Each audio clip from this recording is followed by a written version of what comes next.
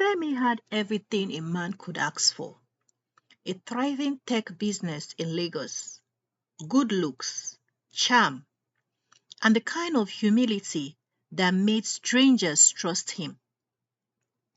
But what he wanted most, what he prayed for, was a wife like his late grandmother, gentle, loyal, God-fearing, someone who reminded him of home. Then he met Ada. It was at a wedding in Ikeja. She stood apart from the noise and glitter, looking modest, with a soft smile and eyes that watched more than they blinked. When she spoke, her voice was delicate. She didn't drink, didn't dance, said she preferred the quiet things. Femi was hooked. By the end of the month, he introduced her to his mother. Mama said, "Marry this one. She carries peace in her bones." And so he did. The wedding, though beautiful, had an unmistakable stillness to it. Ada's side, nearly bare, a silent reminder that the woman Femi married came with no roots, no witnesses, and a past that seemed deliberately erased. The honeymoon, perfect. And for the first few months, their home felt blessed.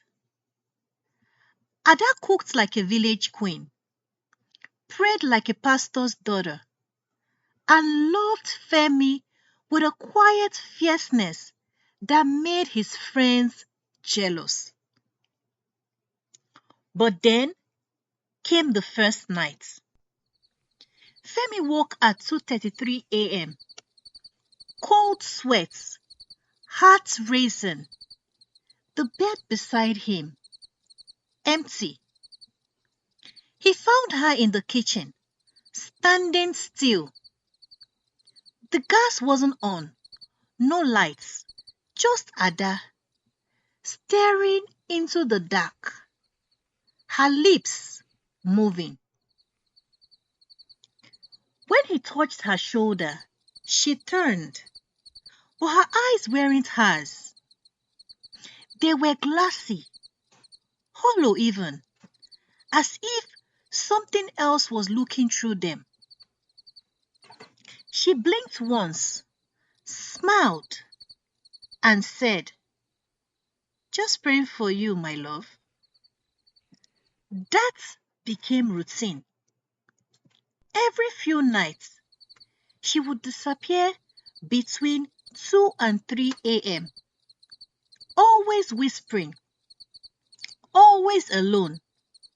Then, things escalated. Femi began dreaming in a language he didn't speak. Woke up with scratches on his chest and strange ash under his fingernails. One night, he found a feather burning on their living room floor. When he asked Ada about it, her voice dropped 2 octaves. "You were marked long before you found me." Femi laughed it off until the cats came. Stray cats with sharp eyes started appearing outside their window. Then he started seeing them in different corners of the house. Ada acted like they belonged there, feeding them pieces of raw meat and making them very comfortable. The cats growled when Femi got too close. Femi found this as very strange. He confided in his cousin Ola, a youth pastor who came to visit him. Ola could sense a weird spirit in the house and advised Femi to pray on a mirror and leave it in the kitchen after dark. That night, Femi did as he was advised by Ola, and at midnight, he heard a scream coming from the kitchen. It was Ada. She screamed from the kitchen like something was being torn out of her. When he ran in, she was floating, just slightly. Her feet hovered inches above the ground. Her skin shimmered, her face like a wild cat's, and her eyes green with endless void. She chanted in an unknown language. Femi, in disbelief and fear, quietly recorded Ada's chants. He sent it to a linguist in the UK, Dr. Hassan. The professor, Dr. Hassan, called, terrified. Femi, what she's saying, an old language used for rituals. She's reciting a binding spell that says a creature bound to human form, and she's claiming you as her eternal mate. Femi was so scared. He packed a bag and waited for a safe time to run. But the moment Femi stepped outside, he froze. His body collapsed like water spilling from a bottle. No heartbeats, no breath. In the void, he heard her voice. You were mine, in soul, in flesh, in forever. Femi woke up in the hospital later that day, where medical practitioners ran several tests and confirmed he was perfectly healthy. But deep inside Femi, beyond the medical reports and outward smile, something had shifted.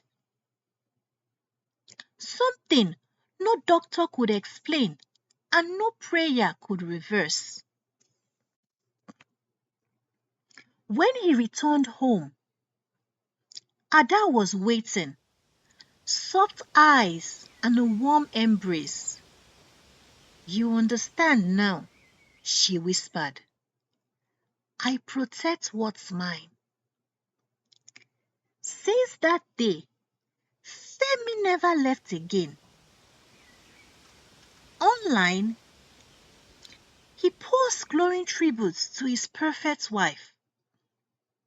They go to church, host dinners, smile for the cameras, but every night at exactly 2:33 a.m., Femi hears the soft scratch of clawed feet on tile and watches Ada shed her skin like a coat, revealing the ancient thing beneath it. Furry, winged, with a voice like wind and thunder. She whispers into the walls. She burns herbs that twist the air. And Femi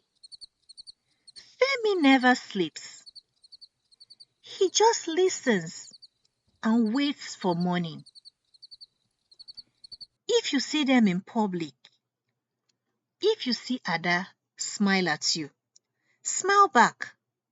And whatever you do, make sure you don't visit them after midnight. This story teaches us that marriage is sacred and should only be entered into carefully with due diligence, as truth always hides where light cannot reach. I hope you enjoyed the story. Please like, subscribe, and leave a comment on steps Femi could have taken before marrying Ada to avoid this predicament.